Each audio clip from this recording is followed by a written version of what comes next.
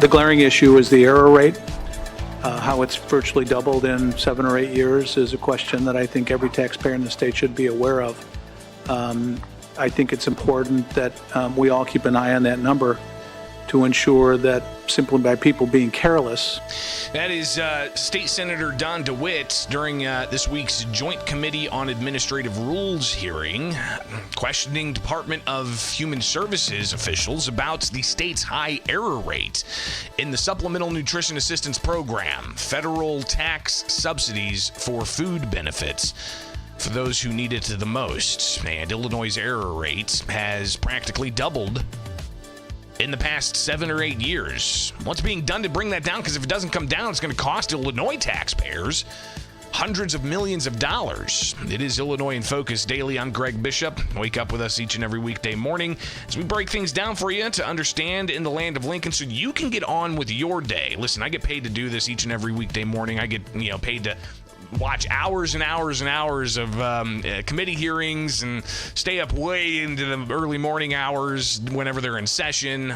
So it really truly is a blessing to exercise my First Amendment rights of free speech and free press and get paid for it. So greatly appreciate your support, and you can support the Center Square. Go to thecentersquare.com and donate. But let's get to it. The SNAP error rate, Supplemental Nutrition Assistance Program. Now, a couple of things. Obviously, we just got off of a more than 40-day long federal government shutdown. And November 1st, SNAP benefits were frozen because there was no authority to spend the money.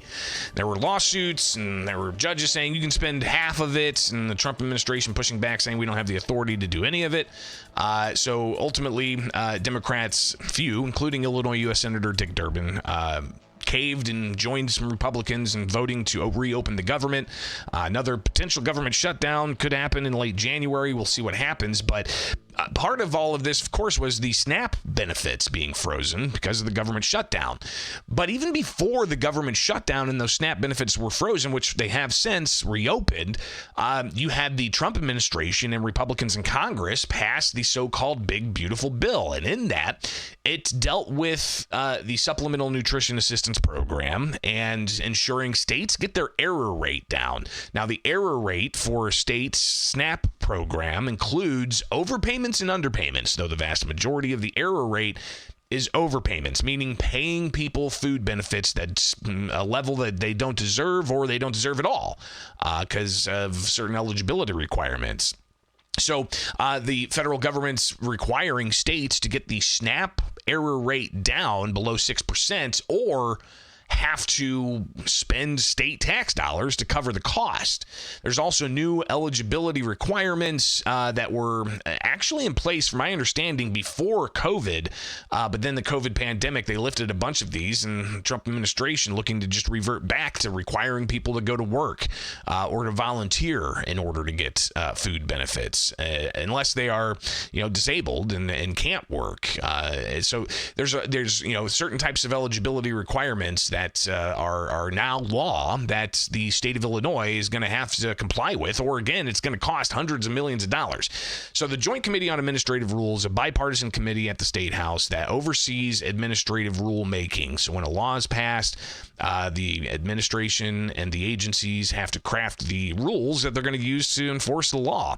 And that's what JCAR's role is to oversee these rules and to have all of it out in the open as best they can. Now, JCAR is an interesting body. They were scheduled for like 11 o'clock, for instance.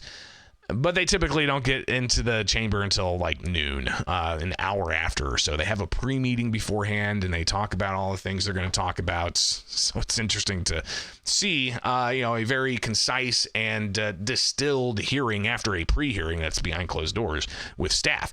But during the public hearing, Republican State Senator Don DeWitt from St. Charles, he talked about SNAP and just some of the numbers that the Pritzker administration's put out there as to who's going to be impacted by eligibility requirements. First of all, can you tell me the number that the governor is suggesting Illinois residents who he is anticipating are going to be purportedly losing all of their SNAP benefits? I off the top of my head, I do not have that number, and I don't want to give an incorrect number, but I can definitely share that with you. Okay.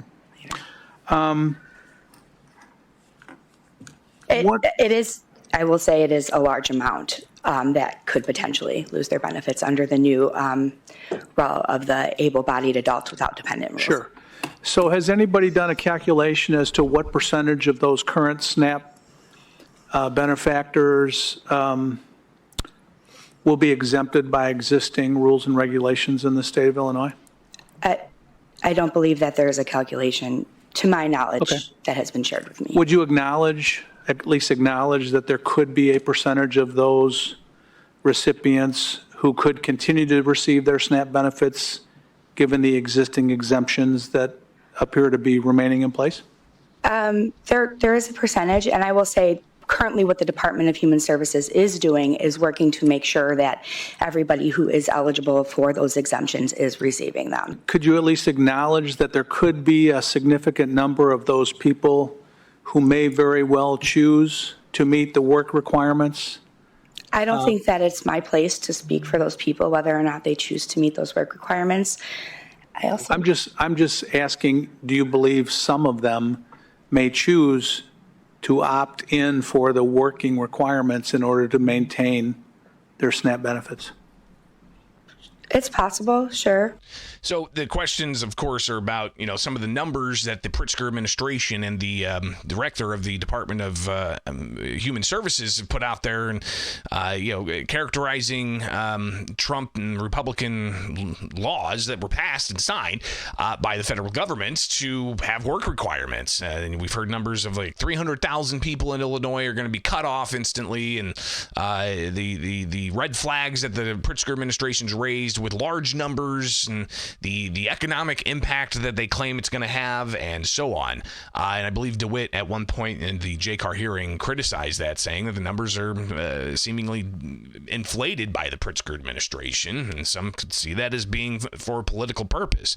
But DeWitt focused in on the SNAP error rate. Again, Illinois' error rate practically doubled in about 7 or 8 years. Numbers that were put out by the USDA comparing 2017, which would have been the last year before the governor came into office, at 5.73%, have now climbed to almost double that number of 11.56%. And again, those are calculations made by the Department of Agriculture.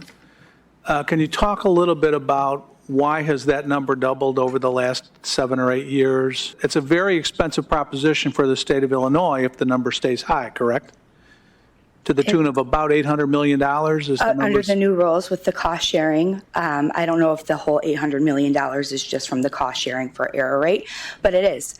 And so the department's priority right now is making sure that our rules are updated and clear enough to mitigate those errors as much as possible. So what exactly is the department going to do when it comes to other aspects of the SNAP program and ensuring that it complies with federal law and it saves Illinois taxpayers from covering the error rate? One thing that the DHS official talked about was, for instance, getting the program in place to track eligibility, looking at the cost of living allocation increases, that making sure that those match up with eligibility, and a variety of other things that she lays out. That is updated trainings, making sure people have updated trainings. It is increasing our redetermination schedule from yearly to every 6 months. So people will have to renew their benefits every 6 months. It is requiring people to submit proof of housing expenses to make sure that housing expenses are being recorded appropriately and calculated correctly into a person's benefit amount. Those are a couple that I can think of off of the top of my head. There are quite a number of them, but those are some of the biggest ones that we are implementing. My fear is this entire situation is being not only promoted by DHS, but the numbers are being exaggerated. Every one of these projections that we read about are all worst-case scenarios with none of the potential adjustments of either exemptions or work requirement acceptance being calculated into this process. The glaring issue is the error rate. How it's virtually doubled in 7 or 8 years is a question that I think every taxpayer in the state should be aware of. I think it's important that we all keep an eye on that number to ensure that simply by people being careless. And it's going to cost taxpayers a lot of money, $800 million potentially.